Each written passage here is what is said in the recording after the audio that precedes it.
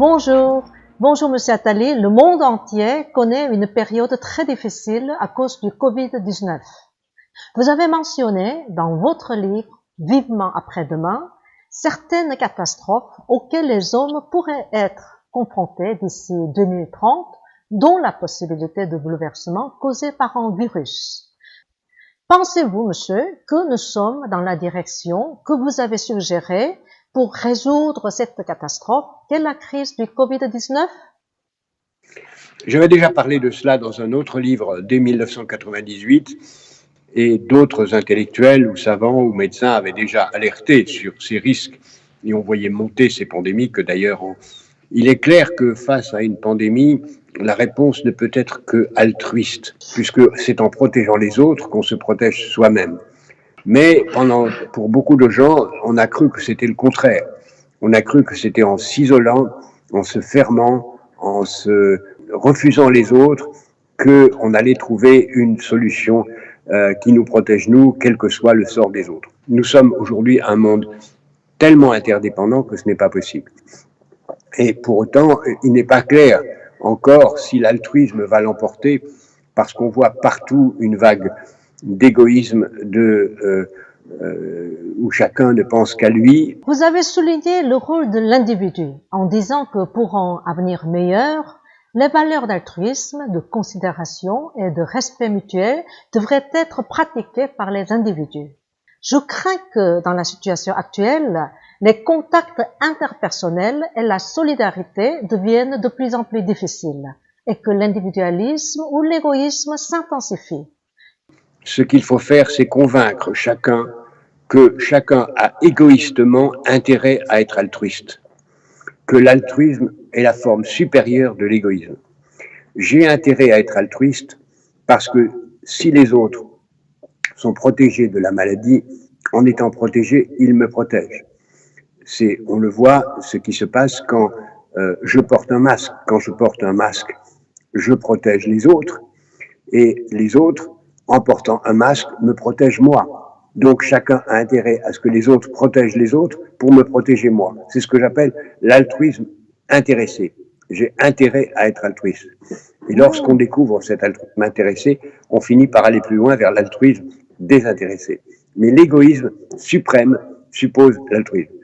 Et donc, tout égoïste a intérêt au bonheur de ceux qui l'entourent et qui créent les conditions de sa propre vie. Pensez-vous que nous pouvons trouver la cause de la crise dans notre société moderne et dans leur structure économique en dehors de l'aspect des sciences de la santé? Quelles mesures devraient être prises pour prévenir un tel phénomène? D'abord, il y a eu des pandémies depuis l'Antiquité. Dès que les hommes sont rassemblés quelque part, dans des villages importants, il y a des pandémies. Et donc, il y en aura dans l'avenir. Ce qu'on peut faire, c'est trouver les meilleures solutions et les pratiquer. Dans la pandémie actuelle, il est clair que la solution qu'a mise en place la Corée du Sud, la République de Corée, était la meilleure solution. Donc se préparer, comme d'ailleurs la Corée du Sud l'avait fait, en tirant des leçons des pandémies antérieures, en ayant assez de masques, de tests et de moyens de tracer, est une bonne méthode. Gagner du temps dans l'analyse du virus, du génome du virus et la préparation des médicaments est aussi une bonne méthode. Mais il y aura d'autres pandémies, comme il y aura des crises d'autres natures, s'y préparer est nécessaire. Si on veut éviter le pire, il faut le prévoir. C'est très important. Se cacher et ne pas vouloir voir les problèmes, c'est toujours se condamner à la catastrophe. Vous avez révélé que pour surmonter de façon très rapide la situation actuelle, tous les pays du monde devaient se concentrer sur l'économie de la vie. De plus, il semblerait que de nombreux groupes industriels souhaiteraient changer leurs priorités pour former un nouvel écosystème après la fin de la crise du Covid-19. Selon vous, quelle industrie jouera un rôle essentiel à la fin de la crise? Je vous l'ai dit, et vous venez de le répéter, c'est ce que j'appelle l'économie de la vie. Ce sont les secteurs que vous venez de nommer. Il faut à tout prix avoir beaucoup plus de moyens pour développer la santé, les industries de la santé, les hôpitaux, mais aussi les industries de la santé. il serait normal que la firme ayant le plus grand chiffre d'affaires dans le monde soit une firme médicale. Oui, Ensuite, ce qui est très important, c'est de développer toutes les industries qui vont avec l'éducation.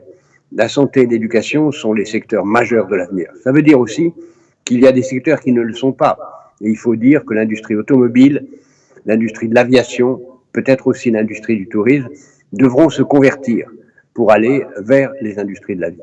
Au cours d'une interview, vous avez dit « La Corée est déjà un des principaux pays du monde en termes de la maîtrise de la technologie et du soft power. » Et aussi, pourriez-vous également nous expliquer quel est le soft power de la Corée du Sud?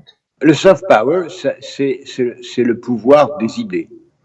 La Corée a été, et depuis longtemps, un acteur très important du soft power mondial par son influence sur la littérature, sur le cinéma, et constitue un modèle, on l'a vu avec le succès en particulier récemment au Festival de Cannes et aux Oscars d'un film coréen.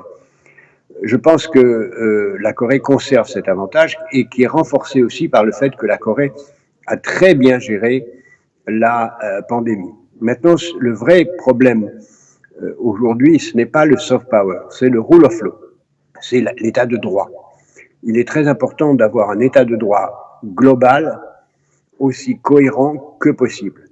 Et un état de droit global aussi cohérent que possible, ça veut dire des règles de droit qui s'appliquent à tout le monde. Par exemple, il faudrait des règles de droit communes pour l'hygiène, dont nous avons parlé tout à l'heure. Or, il y a de gros problèmes d'hygiène dans beaucoup de pays. Vous avez insisté sur l'effort de s'auto-examiner pour le futur de l'avenir, dans l'espoir d'un avenir meilleur pour le progrès humain. S'il y a un espoir de créer un avenir meilleur pour l'humanité dans le processus de réponse à la crise du Covid-19, quels seraient, d'après vous, les éléments indispensables? Il y a beaucoup de choses. La première chose, c'est l'importance de prévoir l'avenir, de prévoir les risques et de s'y préparer. Il faut prévoir les risques de pandémie, les risques climatiques, les risques géopolitiques et s'y préparer. Donc la prévision de l'avenir est très importante. C'est ce que j'appelle l'altruisme à l'égard des générations futures. Nous avons intérêt à être altruistes à l'égard des générations futures parce que ce sont les générations futures qui créent les conditions de notre propre vie. Donc, l'altruisme à l'égard des générations futures est la forme suprême de l'égoïsme aussi. Ça résume tout. Si on est altruiste à l'égard des générations futures, comme on est altruiste à l'égard de ses propres enfants et petits-enfants, on fait le mieux possible. Merci beaucoup, merci de nous avoir accordé votre temps et merci d'avoir partagé vos idées avec nous. Merci beaucoup, M. Attali. À bientôt.